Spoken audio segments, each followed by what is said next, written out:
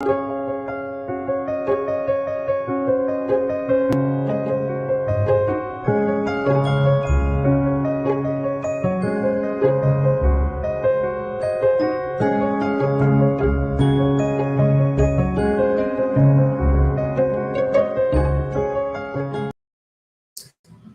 welcome to Impact 2023, our continuing conversation where we talk about all different things, all different topics. We talk about current events, we talk about race, we talk about religion, we talk about anything basically that is on the interest and the minds of you. And so we ask, as always, we ask that you type your questions in your comments into the comment section so that you can participate in the process. This is not a one-way thing. This is a conversation, a continuing conversation, as we said. And so we encourage you to please type in how you feel. Type in your opinion. If I say something you don't like, type it. If I say something you like, type it. If you have some questions or any comments or some further thoughts, feel free to type it in. And so as always, we talk a little bit and we go right into our topics. Before we go into our topic, though, I want to discuss another state has done something weird when it comes to education, and that is Arkansas. They are trying to follow the lead of some other states and banning.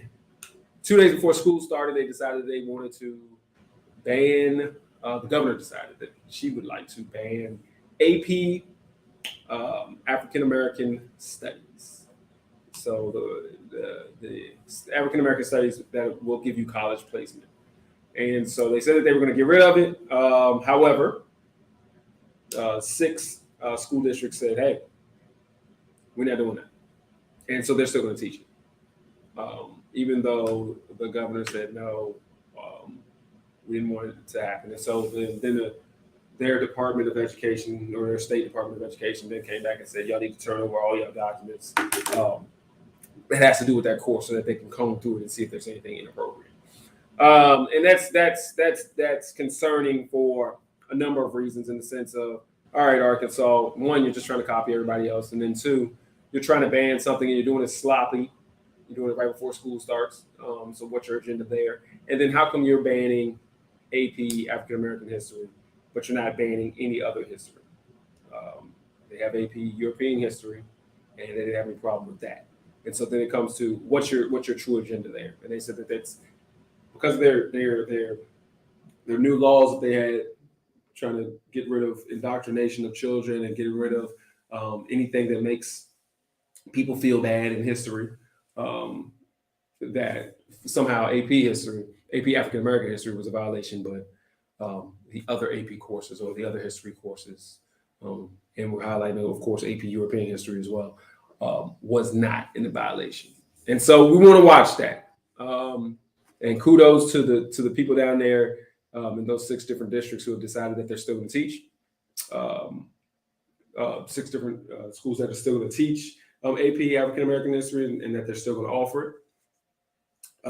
But yeah, we just have to be real cautious and conscious of what's going on and how it's spreading, and again, what our reaction will be, because reaction is always needed when they're trying to push back the advances that this country has made when it comes to race relations, the advances that we've made as Black and brown people as well.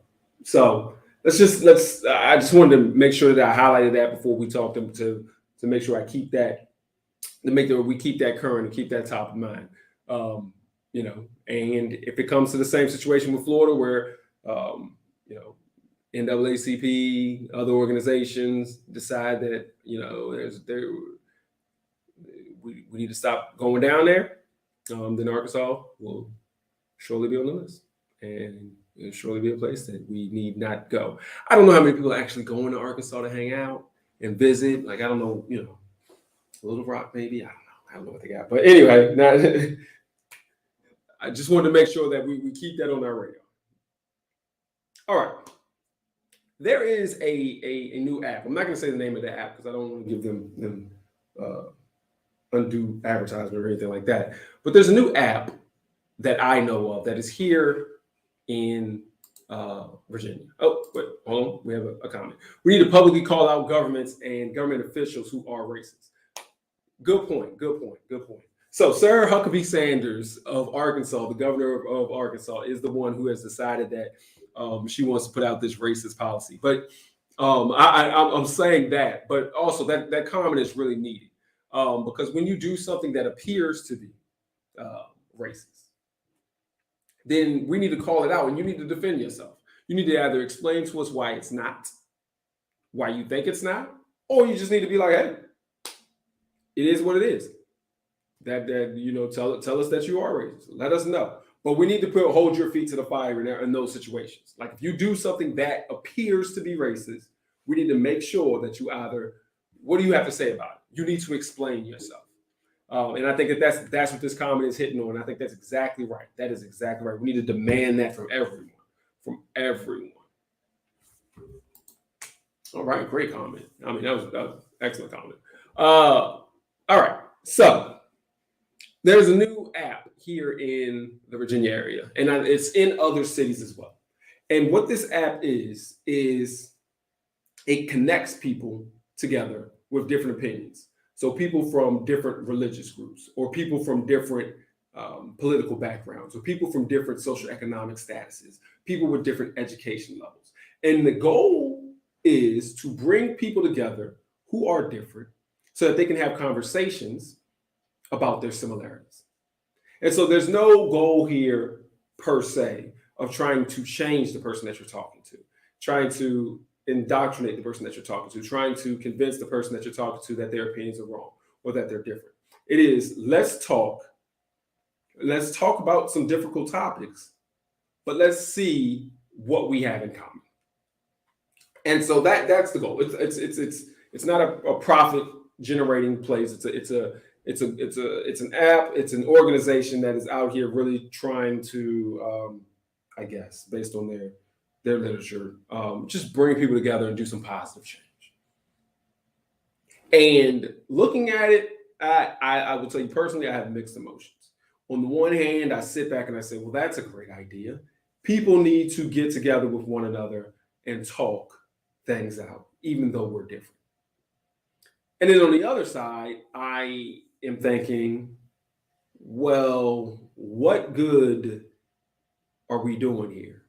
We're not talking about it. We're both going to talk about what we want to talk about, just so that we can see what similarities that we have. For what purpose? I'll give you a good example. If you were somebody who doesn't like Black people, and I am Black, and we have a conversation, and we find out that we both like mustard on our hot dog, that changes nothing about the fact that you don't like Black people, and the fact that you're pretty much my enemy because you're trying to, or because you're in the way of progression for people of color. So finding out what we have in common, finding out that you love your family and you want to take care of your family, does nothing to the effect of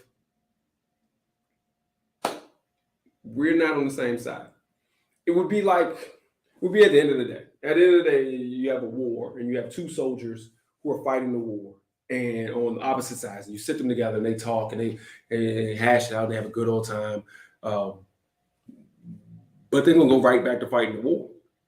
They didn't start the war, but they're on two different sides, and that's what it's going to do.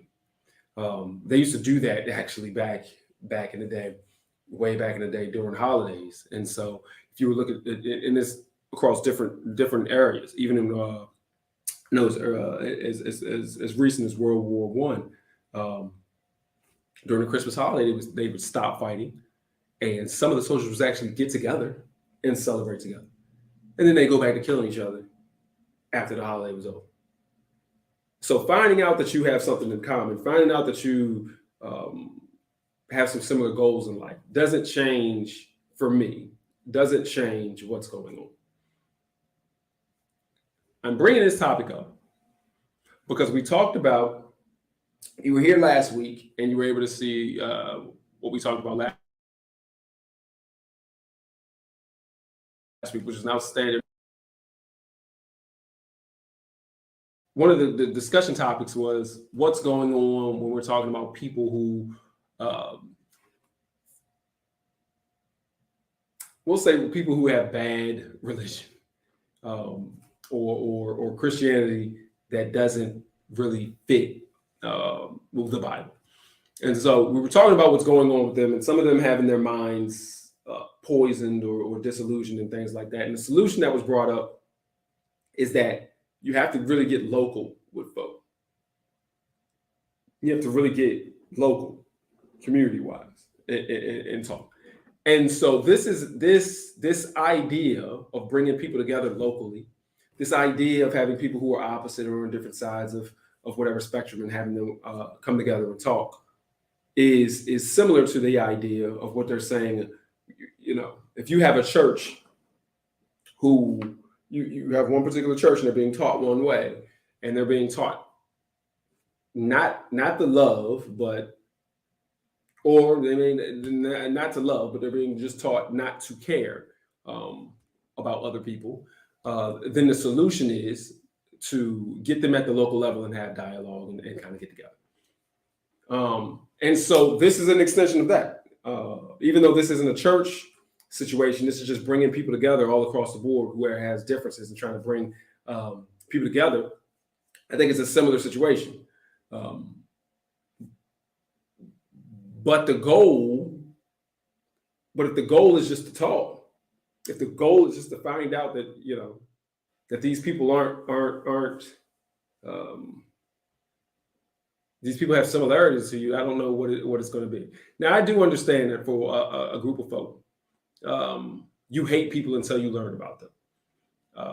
I always think that those people are really bad.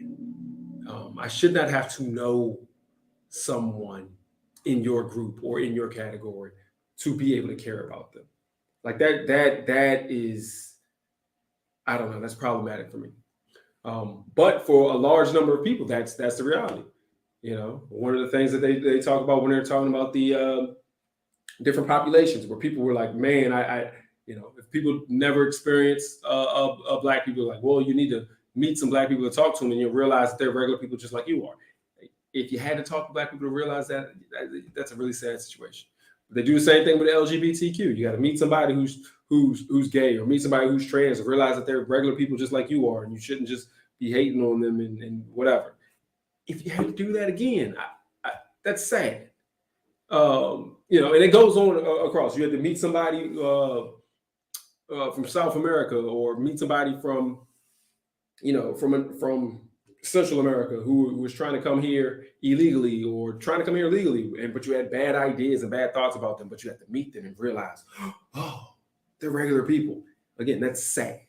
But I understand that there's a large group of people who have to have that kind of interaction. You don't care about anybody who you can't touch, see, hear, and hear, unfortunately. And for those people, I guess that local conversation is needed. But I think for those people, there's a bigger problem there, in the sense of, you might not be a good person, and you really need to work on that. Because even after the fact, you can't meet everybody. You can't touch everybody. You can't do everything. So for only the people that you touch and that you see and that you hear of, those are only going to be the people that you care about. Then that's problematic. You should care about the people that you see and don't see. Inside, you know, yeah. But that's to the localized comment. It almost sounds like the company may just be gathering data. How many people do we have in this category or that category? Do we have enough people who don't like other races to keep control? You know, and that is, you know, and again, that's one of the reasons I didn't want to point out what the company's name was or anything like that. I don't really know what their agenda is. I don't really know what they're trying to do. They could be just trying to attract people. They could just be a polling company. They could be an advertising company for all we know. And they're trying to just see, all right, what kind of commercials do we need to make? It could be any of that.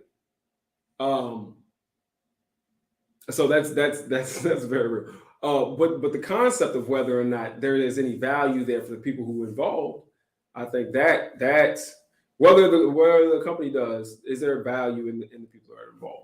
Is there value when we always talk about, all right, so there's value in conversations, there's value in talking to one another, But at the end of the day, if I'm talking to you and I think that you're wrong, I'm not talking to you to find out what our similarities are. I'm talking to you so that we can talk about those particular issues, so that we can come to an understanding of, am I wrong in my thought process with you? Are you wrong in your thought process with me? Are there some things that we don't understand about that process? But not that we need to just come together and have some kind of general understanding. I don't want to understand someone who sits back and has no care for immigrants, legal or illegal. Someone who is okay with when we had the policy of separating families at the border, taking kids away from their parents. Someone who is okay with that. We don't need to have a conversation about what kind of things are similar. We need to have a conversation about why are you doing the things that you're doing, and you need to understand how that is hurting people. And so that's where the conversation is. And the conversation on your side could be, well, I need to understand security risk and why you have to do what you have to do. But we're going to have a conversation of where there needs to be some understanding. And when we leave this conversation, either I realize that maybe what I'm thinking is not correct, or maybe you're thinking that what you're doing is not correct, or you've given me the information that I need in order to continue my fight against what you're doing. But there's no kumbaya moment in the sense of you can continue to be who you are and I just want to continue to be who I am and then we're okay. Like, I don't think that that space to navigate around each other and just be happy with other people is okay. You should be able to navigate around people who you disagree with, but talking to them shouldn't change that. If you're so disgusted at somebody else that you can't be around them, then talking to them and getting to know them shouldn't change that. I don't know. That's my opinion. But the value here, where we're going back to even the conversation about being able to change people's hearts and minds when it comes to the church and some of those ideas, and they're saying it's localized. Those conversations are needed, but I don't think those conversations can be, let's just talk to see where we're similar. I think those conversations have to come with, let's accomplish something. Let's see if we can come to a better understanding, both of us, a better understanding about what is right and what is wrong. Not, let me hear your side, you hear my side, and then we go our separate ways. I think that's pointless and a waste of time. The intellectual capacity of people currently in charge, government, is very, very limited. These people have a difficult time having meaningful and thoughtful discussions. They believe what they believe, and that's it. Yeah. And I think, and I'm a stickler for, the people in charge are caricatures for the most part. And this sounds horrible, but what they think and do, because they have power, is important. But what they think and do really doesn't matter, in the sense of what's important is the people who keep putting people in power. You only have power when the people give you power. And so what I think the intellectual capacity of the people currently in charge, it is significantly diminished in certain places. When I look at Sarah Huckabee Sanders, as smart as she is, because she went to these schools and got degrees, and she used to work at the White House, as smart as she is, I think that her capacity to really be able to think things through is severely wanting. It's severely diminished. Her moral capacity is there. So she may be on a certain level intellectually bright, but because she didn't have any morals, I don't think that she can really understand the connection there. Just because you can read doesn't mean you can understand. And I think there's a lack of understanding of what's going on. However, it doesn't matter if people didn't put her in power.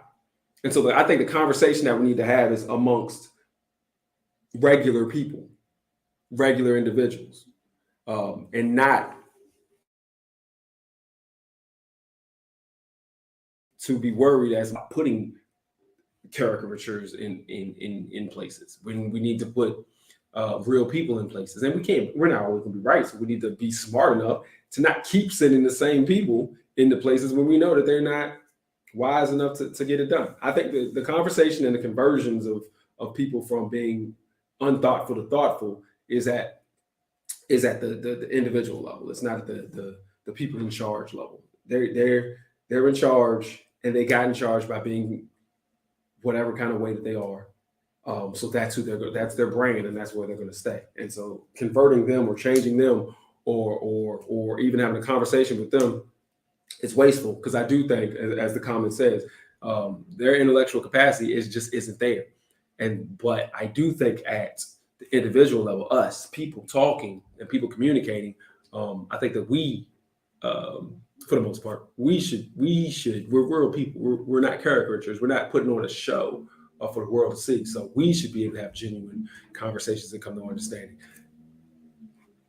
Local level conversations. But and so again, what are we talking about here today? What we're talking about is a culmination of last week, which is we do need to have these conversations at a local level. Your church needs to talk to people at another church who needs to talk to people at another church. And why? Because it seems like when we get so siloed that some of us can go down a really bad path. Because all we want to hear is what we want to hear. We can go down a real bad path. And there needs to be conversations amongst different groups to see, what are you doing? Why are you thinking that way? What are we doing? Why are we thinking that way? Are one of us off base? But not just talk to say, what do we got in common? That doesn't do anybody any good. I really don't think so. The capacity to regurgitate information does not mean a person has the capacity to think. That is absolutely what it is. My son just recently, and it's sad because that's the same problem we have at the adult level. It is plenty of people who can read. There's plenty of people who can read, but they can't comprehend. Like, they'll know what the words mean. They know what it says, but yet they can't comprehend. For some reason, for the life of me, I take it to the biblical level. For some reason, for the life of me, you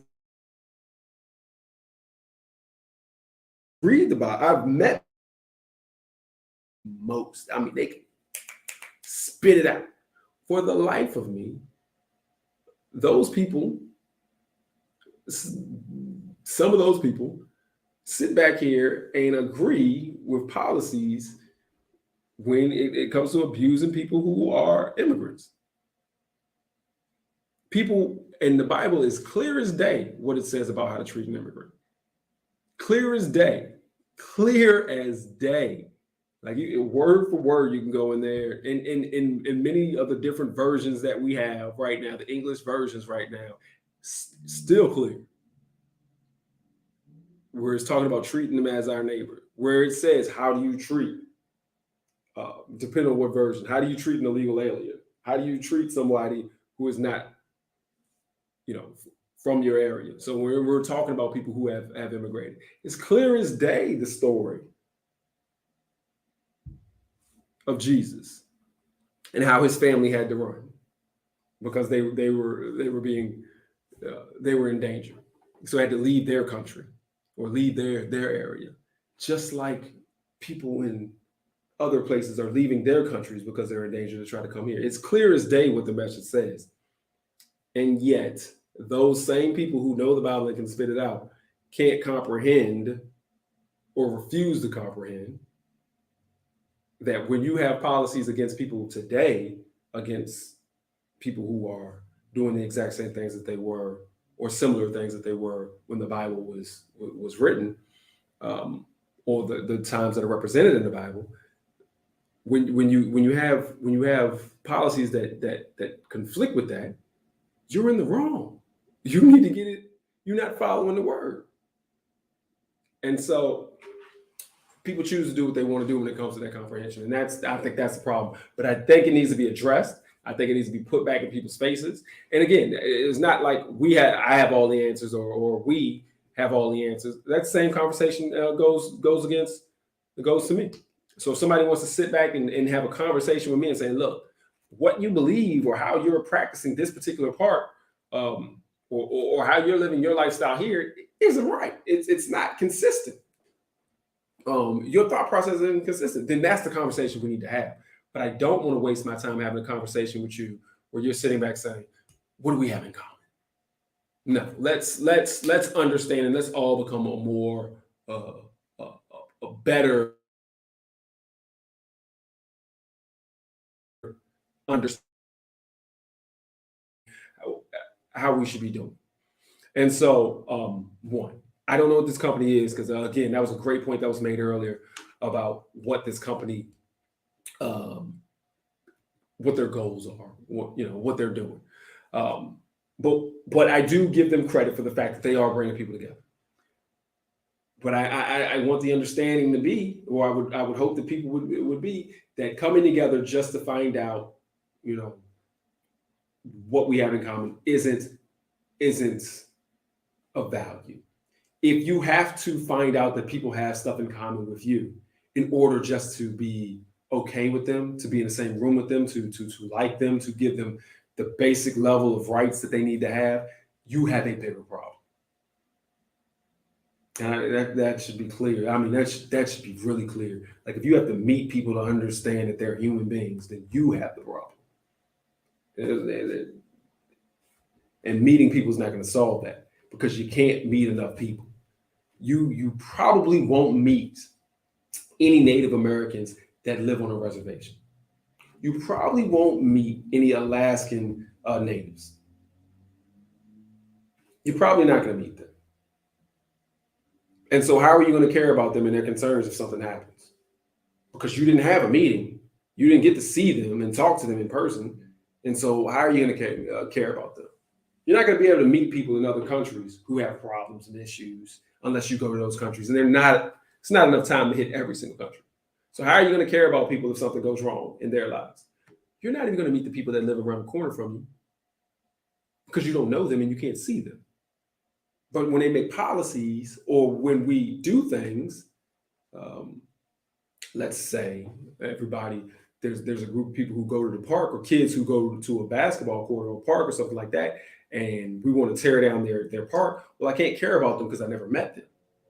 And so that's where it becomes problematic. Like you're not going to meet everybody, but you should be able to care about people that you don't even know, that you've never even seen, because they're people. And again, if that is not where you are, if you have to meet people to care, you are the problem. And then you have a big problem. And that's a large amount of the population. Like I don't want to miss that part. That's a lot of people. The Southern Baptist Convention just dismissed 2 churches because they have female pastors. They were not willing to enter into any discussion. We have leaders today who feel what they believe is the total truth. Let's not forget those who believe that the world was round were put out of the church. Yeah. That's a good one. And that's good. And there is some controversy there because on a certain side of me, I do believe that each organization has the ability to make their rules. And when people come back and say, well, I want the rules to be different, sometimes I'm like, well, you should be able to stand firm. But sometimes people come and say, well, your rules should be different, and they have valid reasons for the rules. And so you look at the Southern Baptist Convention. On one hand, if they say, look, this is the way we're going to be, and you come in and saying, well, we're going to put some females in here as pastors, but you're violating the rules. You're supposed to ask us first. You didn't do it. Y'all got to get out. On the one hand, hey, man, you got to follow the rules. On the other hand, are those rules silly? Are they ridiculous? Are they put in place just because you want to be in control? Like, what's your reference? Why are you doing it? And so, yes, we have leaders today who are just stuck, whether they're stuck in tradition, whether they're stuck in their ways, or whether they want to be in control. We have leaders today who have some problems and need to be a little bit less, I think, I want to move a little bit more. So I definitely agree with that. I do think, again, that is controversial and a little bit controversial in the sense of we can't always have organizations where we have rules and then people come along and say, well, we want things to be different, and then we acquiesce. Because sometimes we have good reason. And rules are there for a good reason. In this situation, and in many situations, I think leaders have to really sit back and think about the good reason. Are there a good reason? You know, are you just sitting here saying that that's what the truth is, whatever I think, or are you sitting back and taking an honest assessment and saying, is there value here? Is there reason here? It goes back to the clothes debate that people had with what you should be wearing at different churches and things like that. What are you allowed to wear? You know, there were dress codes and standards that a lot of churches had. And now some of those standards have gone away. Did they go away because we're blocking people? You're supposed to wear your Sunday best. Are we blocking people away from coming into church because of those rules? Are we helping or hurting? And so I think that's the conversation that we need to have. Are we having rules? What are the rules for? Are they helping or hurting? Is changing our clothes going to do something where it keeps us separated from God? Is it going to be a distraction? Some of that might be true. But are the rules that we have keeping people away and we need to change them a little bit? Should we have some more flexibility there? Is not having women in pastoral positions doing what? What's the problem? Are we helping or are we hurting? If there are women who are bringing people to Christ in a pastoral role and they want to take on that huge responsibility of being over a flock, should we say no just because that was the rule that we just established? Or if they're going to pastor the people anyway in an unofficial way, why not go ahead and allow them? So that conversation and those thought processes need to happen. I think leaders need to be a little bit more flexible sometimes. Some people just don't like to be wrong.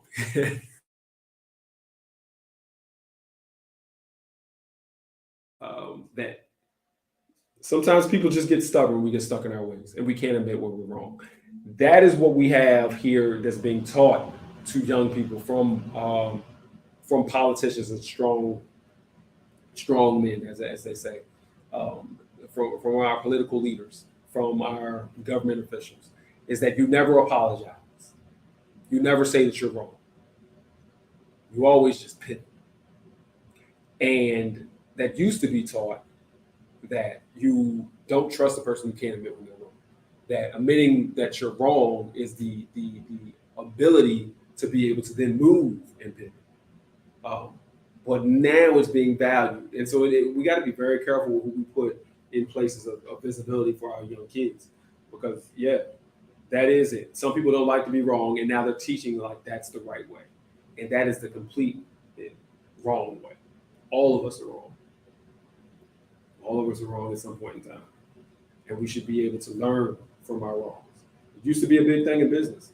Like being able to, it was like failing and learning from your failure. And that was like you got to learn to fail. And that was the big thing, big push.